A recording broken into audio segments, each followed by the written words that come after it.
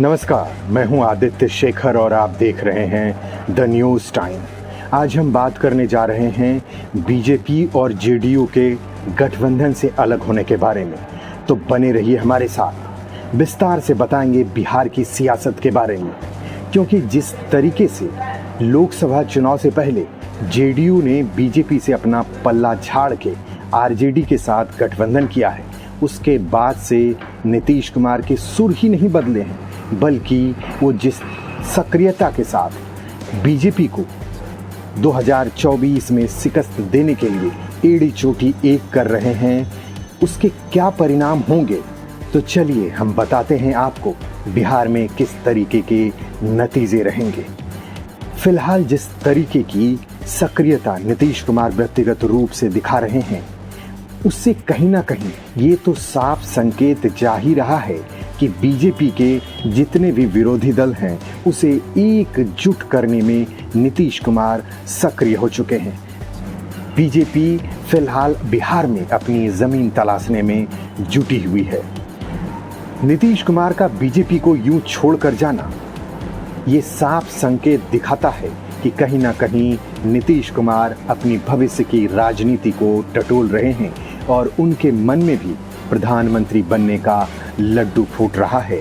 और जिस तरीके से विपक्ष एक दूसरे का विरोध कर रही है, उससे कहीं ना कहीं नीतीश कुमार को अपने प्रधानमंत्री पद के उम्मीदवार के रूप में ये लगने लगा है कि उनके नाम पर विपक्ष एकजुट हो सकते हैं, और वो इसी कोशिश में लग चुके हैं।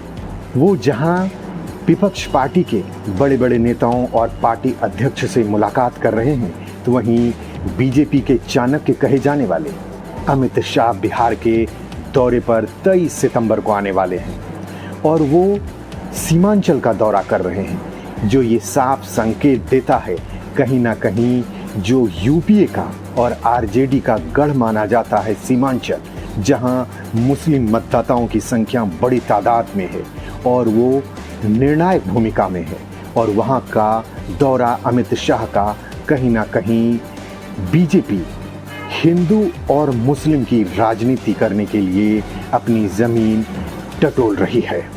और वो ये मुद्दा उठा रही है कि जिस तरीके से बिहार में सीमांचल में खासकर पूर्णिया कटिहार में डेमोग्राफिक चेंज हुआ है, जिसमें रोहिंग्या मुस्लिम हो या बांग्लादेशी मुस्लिम जिस तरीके से बिहार में आकर बस रहे हैं, वो कहीं ना कहीं बिहार के सीमांचल की डेमोग्राफी को प्रभावित कर रही है।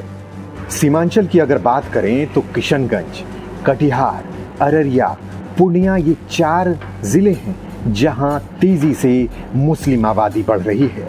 और मैं आपको एक आंकड़ा बताने जा रहा हूं जिसे सुनकर आप भी हैरान रह जाएंगे।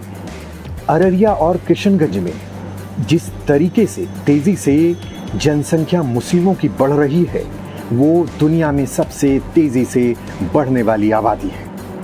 जहां किशनगंज में मुसलमानों की आबादी 75% से अधिक हो चुकी है, तो वहीं पूर्णिया में मुसलमानों की आबादी 50% से अधिक हो गई है।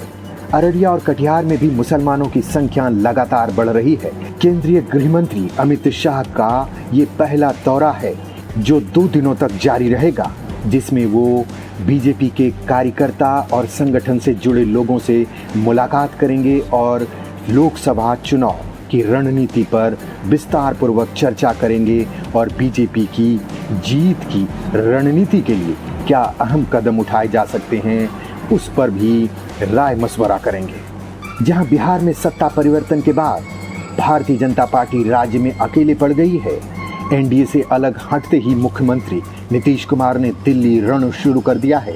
उनका टारगेट 2024 में बीजेपी को घेरना है, मोदी का रास्ता रोकना है।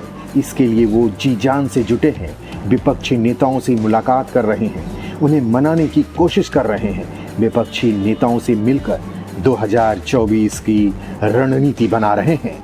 अगर 2019 का लोकसभा चुनाव देखा जाए तो जेडीयू और बीजेपी साथ मिलकर चुनाव लड़ी थी। जहां भाजपा को 17 सीटों पर जीत मिली थी, तो वहीं जेडीयू को 16 सीटों पर जीत मिली थी और वहीं जनशक्ति पार्टी को 6 सीटें मिली थी। लेकिन अगर विधानसभा का आंकड़ा देखा जाए तो किशनगंज जिले में 4 में से 3 पर आरजेडी और 1 विधानसभा सीट पर कांग्रेस का कब्जा है। इस लिहाज से सीमांचल में बीजेपी बहुत ही कमजोर स्थिति में है। ऐसे में अमित शाह के दौरे से ऐन पहले बीजेपी ने सीमांचल की बदलती डेमोग्राफी को मुद्दा बना दिया है, जो विपक्ष के लिए भी काफी नासूर साबित हो सकता है। लेकिन ये देखने वाली बात होगी कि बीजेपी किस तरीके से बिहार में अपनी जड़ें मजबूत करती है और नीतीश कुमार का काट ढूंढ पाती है। अब फिलहाल के लिए इतना ही। बाकी की खबरों को देखने के लिए बने रहिए हमारे साथ। तब तक के लिए मुझे दीजिए इजाजत। धन्यवाद।